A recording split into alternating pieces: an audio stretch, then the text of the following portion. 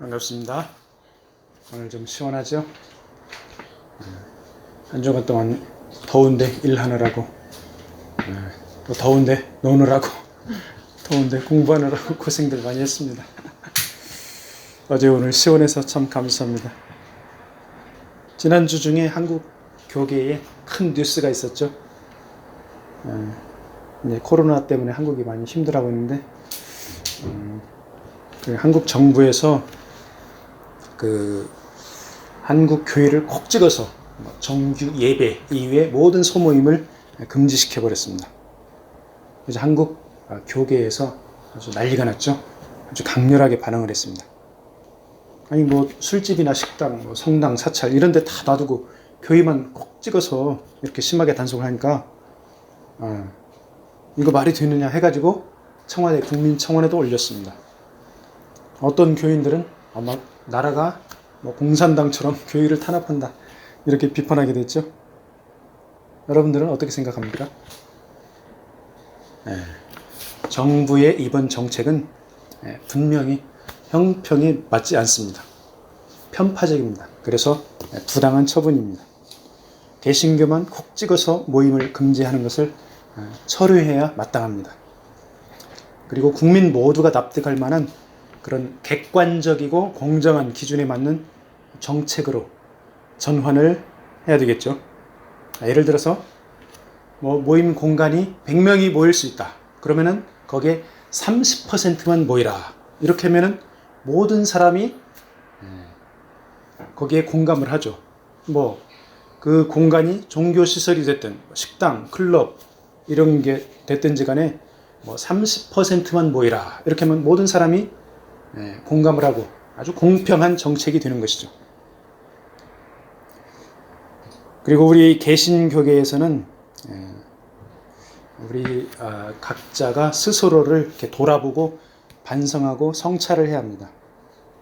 개신교 교회가 통제나 감시, 견제를 받지 않으면 중세 가톨릭처럼 부패의 길을 갈 가능성이 매우 큽니다.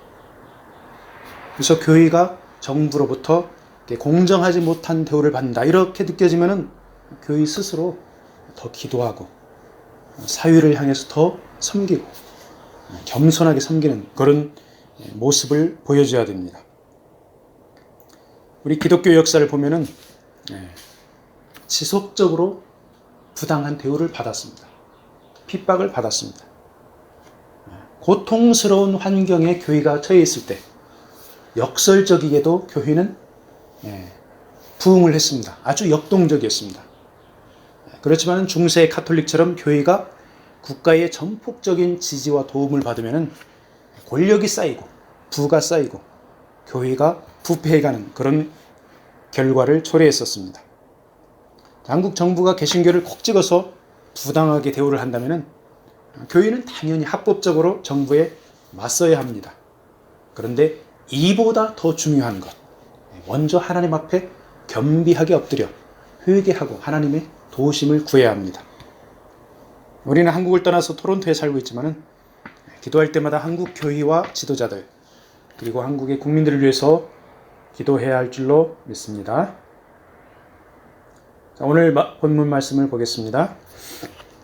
자, 주님이 원하시는 것, 말씀을 듣고 실천하는 것이죠. 46절에서 주님은 말씀을 듣는 무리들에게 주여 주여 하면서도 나의 말하는 것을 행하지 않는다 이렇게 책망하십니다. 우리가 그동안 쭉 누가복음 이렇게 말씀을 계속 나누고 있는데 이 6장의 말씀은 예수님께서 제자들과 주님을 잘 따르는 무리들에게 하신 말씀이죠. 물론 그 무리들 중에는 예수님을 트집잡으려고 하는 바리새인들도 섞여 있었습니다. 그렇지만 대다수는 잘 따르는 무리들입니다. 주님은 그들 모두를 향해서 너희들은 말로는 나를 주님이라고 하면서 내가 말하는 것을 지키지 않는다 이렇게 야단을 치십니다. 이 말씀을 들은 무리들 속으로 엄청나게 뜨끔했을 것입니다. 심지어는 주님을 잘 따르는 12제자들조차도 양심에 찔리는 그런 부분들이 있었을 것입니다. 우리말로 주라고 번역된 헬라어가 퀴리오스입니다. 이 퀴리오스를 영어로는 Lord, 마스터라고 번역할 수 있습니다. 자, 이 퀴리오스, 주. 이 퀴리오스는 자기 수하에 노예나 종을 물건처럼 소유하거나 매매하기도 하면서 이 종들의 실질적인 주가 되었습니다. 이 주, 퀴리오스의 상대 단어가 종이라는 단어죠. 헬라어로 둘로스입니다. 둘로스 많이 들어봤죠? 자, 둘로스는 끈으로 묶어져 있다는 데오라는 말에서 나왔습니다. 자, 이렇게 끈으로 묶여져 있다. 묶인 거를 보면은 여러 가지가 연상이 되는데, 여러분들 영화 배너를 봤죠? 배너에 보면은 끈으로 묶는 데서 더 심하게 쇠사슬로 노예들의 발을 묶어놓은 그런 장면이 나옵니다. 그래서 그 로마 군함의 배의 제일 밑바닥에서 노예들이, 수백 명의 노예들이 발목을 쇠사슬에 묶인 채로 채찍을 맞아가면서 노를 젓는 장면이 나옵니다. 이 영화 배너의 주인공 유다 배너도 3년 동안 다른 노예들과 함께 거기서 노를 저었습니다. 그러다가 어느 날 로마 장군 퀸토스가 배너를 딱 보더니 저 배너의 쇠사슬을 풀어주어라, 이렇게 명령을 했습니다. 배너의 발에서 쇠사슬이 딱 풀린 뒤에 전쟁이 일어났죠. 로마의 군함과 다른 군함 이렇게 전쟁을 하는데, 이 전쟁의 와중에서 퀸토스 장군이 보니까 배가 침몰하고 완전히 거의 99% 진 전쟁이에요. 그래가지고 자살을 하려고 합니다. 그때 옆에 있던 배너가 이 퀸토스 장군을 구해주죠. 자살도 막고, 그 다음에 물에 빠져 죽으려는 놈도 막고, 이 퀸토스 장군을 구해냈습니다. 아주 극적으로 구해내고, 나중에 보니까 전쟁이 진 것이 아니라 전쟁이 승리했습니다. 다른 로마의 군함이 와서 이 퀸토스 장군과 배너를 구해주죠. 그래서 이 퀸토스 장군이 배너를 자기의 양자로 삼습니다. 그러니까 배 밑바닥에서 노를 젓던 노예가 로마 장군의 양자가 된 것입니다. 당연히 로마의 시민권을 가진 로마의 시민이 된 것이죠. 그래서 진정한 종 둘로스는 배너가 그랬던 것처럼 목숨을 걸고 주인에게 충성을 다하는 것입니다. 말로는 주님이라고, 말로는 퀴리오스라고 부르면서 행동은 종이 아닌 아무 상관없는 사람처럼 행한다면 주인과 종의 관계, 퀴리오스와 둘로스의 관계가 아니라 서로 모르는 사이보다 더한 그런 관계가 되는 것이죠. 로마 장군 퀸토스는 진정한 종처럼 목숨을 바쳐 자신을 구한 배너를 양자 삼았습니다. 우리 주님은 따르는 무리들이 주님이라고 부르면서 실제의 삶도 주님의 말씀대로 그렇게 실천하기를 원하시는 것이죠. 우리가 예수님을 구주로 인정하면 예수님도 우리를 종으로 인정하십니다. 그런데 예수님은 종에서 종으로 인정하는 데서 그치지 않습니다. 예수님은 더 나아가십니다. 우리가 예수님을 믿고 따르면서 말씀을 실천하면 우리를 양자 삼아 주십니다. 그러면서 자녀에게 주는 모든 혜택을 주십니다. 따르는 무리들이 말로만 주여 주여 하고 말씀대로 살지 않으면 마태복음 7장에 나와 있죠. 내가 너희를 도무지 알지 못하노라. 주님도 인정하지 않습니다. 자, 오늘 본문에서 주님은 제자의 길을 세 단계로 말씀하시죠. 첫 번째로는 주님께 나옵니다. 두 번째로는 주님의 말씀을 듣습니다. 세 번째로는 들은 말씀을 행하는 자, 이렇게 제시를 합니다. 이런 제자가 반석 위에 든든한 기초 위에 집을 지은 자라는 것이죠. 자, 주님께 나온다는 것, 요즘의 현대적인 교회적인 입장에서 풀어 설명하면 예수님을 구세주로 영접한다는 말씀입니다. 그리고 말씀을 듣는다는 것은 요즘 말로 풀면은 성경을 읽고 성경을 공부하고 묵상하고 제자를 양육하고 큐티하고 이렇게 다양한 성경 관련 활동으로 볼 수가 있습니다. 자, 믿음은 들음에서 난다. 이렇게 로마서에 말씀하고 있죠. 그래서 스스로 듣고 서로 들려주고 체계적으로 말씀을 대하면 믿음이 성장하는 것입니다. 자, 이렇게 주님께 나와서 말씀을 듣고 그 다음에는 행하는 자가 되라. 행하는 자가 되라는 것이죠. 자, 말씀을 행하는 자는 성경 공부, 큐티, 설교 등을 통해 깨달은 내용, 이 깨달은 내용을 실제로 삶에 적용하고 실천하라, 이 말씀입니다. 자, 퀸터스 장군이 베너 바라의 쇠사슬을 풀어준 것처럼 주님은 우리들을 죄의 사슬에서 풀어주셨습니다. 우리는 이제 더 이상 죄의 노예가 아니고 주님과 동행하면서 자유를 누리면 됩니다. 그리고 주님을 향해 감사하는 마음으로 주님을 섬기고 이웃을 섬기는 것입니다. 그런데 여기서 한 가지 주의할 것이 있습니다. 자, 주님이 나를 죄에서 건져냈으니까 나도 주님을 위해서 목숨을 바쳐 충성을 해야 된다. 이런 의무감, 얼마나 듣기 좋습니까? 아주 듣기 좋죠? 그렇지만 우리는 이 의무감을 경계해야 합니다. 자, 우리 힘이나 능력으로, 노력으로, 의무적으로 충성하는 것. 우리 인간이 연약해서 불가능합니다. 의무적으로 주님을 따르는 것, 불가능합니다. 어느 정도까지는 할 수가 있죠. 의무감이 아니라 기꺼이 즐겨서 자원하는 마음으로, 감사하는 마음으로 충성을 하는 길이 바로 주의 말씀을 실천하는 길이고 주님을 의지하는 길입니다. 자, 우리가 이렇게 주님을 의지하면 주님은 손을 내밀어 주십니다. 우리가 말로만 주님을 부르면서 주님보다 물질이나 인간관계를 더 의지하면 성령께서 탄식하십니다. 주의 말씀을 실천하는 것이 정말 어렵게 느껴지죠. 어렵습니다. 굉장히 어렵습니다. 어떻게 주의 말씀을 실천합니까? 그것은 왜 그렇게 어렵냐?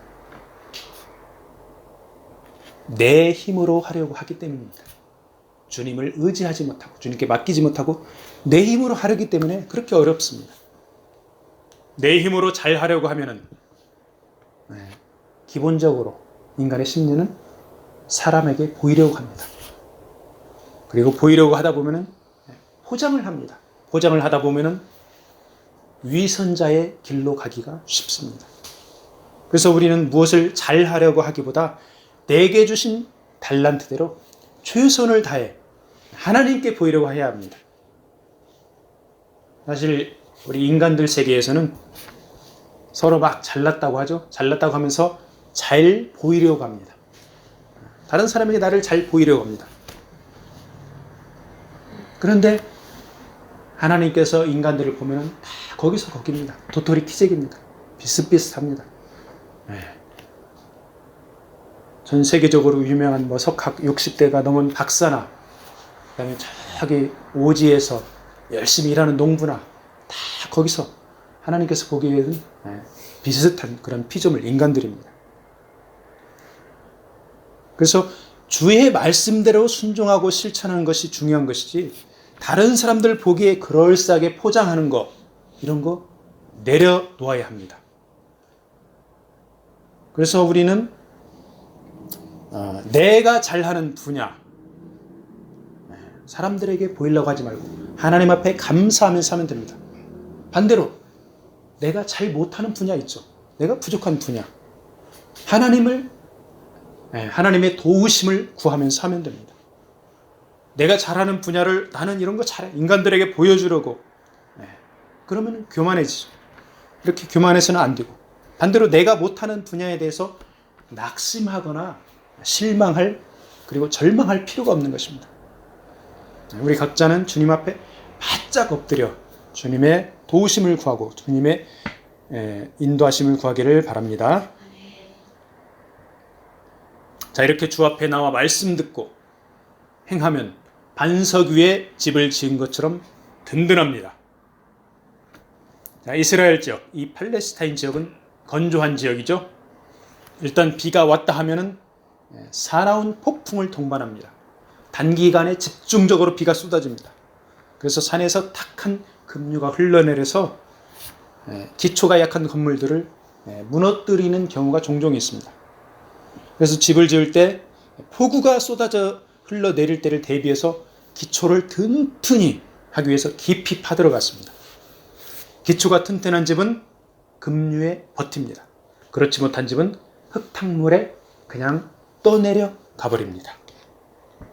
이처럼 주님을 따르는 제자들도 배우고 깨달은 것을 삶 가운데 실천하라는 말씀입니다.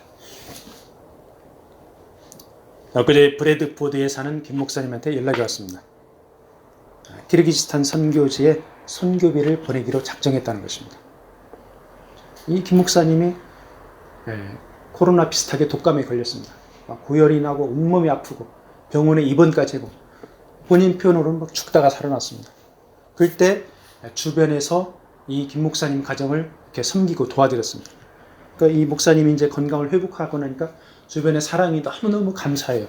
감사하는 마음으로 살고 있는데 키르기스탄에서 온 그 선교 서신을 읽고 거기에서 그 오슈에서 지금 고열로 폐렴으로 뭐 사역자들이 입원해 있고 고통당하고 그러니까 그들에게 주님의 사랑을 나누고 싶다. 그래서 선교비를 보내고 싶다. 이렇게 말씀을 하시더라고요. 이렇게 김 목사님이 삶 가운데서 깨달은 주의 말씀, 이 말씀을 실천하는 것을 주님이 원하시는 것입니다.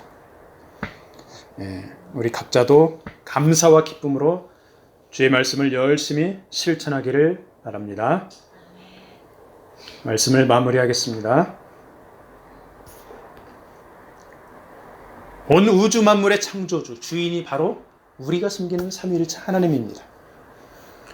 모든 자연 만물들, 하늘과 땅, 나무, 숲, 동물들, 바닷물, 구름, 이 모든 피조물들, 만물들이 하나님을 창조주로 인정하고 그 창조 질서에 따라서 통치되며 운행되고 있습니다.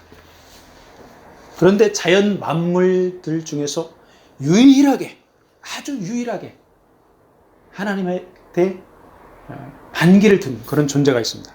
바로 인간이죠. 인간이 우주의 주인이신 예수님을 주로 인정하지 않고 그 주님을 채찍질하고 고통과 죽음으로 몰아넣었습니다. 우주의 주인, 우주의 큐리오스, 예수님께서 왜 그런 고통을 당했습니까? 그것은 바로 자신을 주로 인정하는 죄인들을 사랑하고 구원해내기 위해서였습니다. 우리는 그 예수를 주로 부르면서 주님이 통치하는 하나님 나라의 질서 가운데서 주님 말씀에 순종하며 종의 길, 둘로스의 길, 제자의 길, 더 나아가서 양자의 길을 걷고 있습니다. 반대로 주님의 말씀을 듣고 행하지 아니하는 자의 길, 본문에서는 무엇이라고 말씀하고 있습니까? 기초 없이 집을 지은 것과 같다고 말씀하고 있죠. 그래서 흙탕물의 급류에 쉽게 무너져 파괴된다는 것입니다. 우리 크리스찬들에게 찾아오는 급류는 무엇입니까? 개인적인 환난, 곤경, 사회적인 테러, 전염병이 있습니다. 각자 처한 환경과 처지에서 대응하는 방법이 다양하게 나올 수 있습니다. 그런데 주님의 작은 제자로 살아가는 우리 크리스찬들은 최우선으로 주의 말씀을 굳게 붙들어야 합니다. 열심히 말씀을 읽고 묵상하고 배우고 깨달아야 합니다. 그리고 주님께 감사를 담아 기꺼이 주의 말씀을 행해야 합니다. 이번 한 주간도 말씀 듣고 행하는 자가 되기를 축복합니다. 아멘.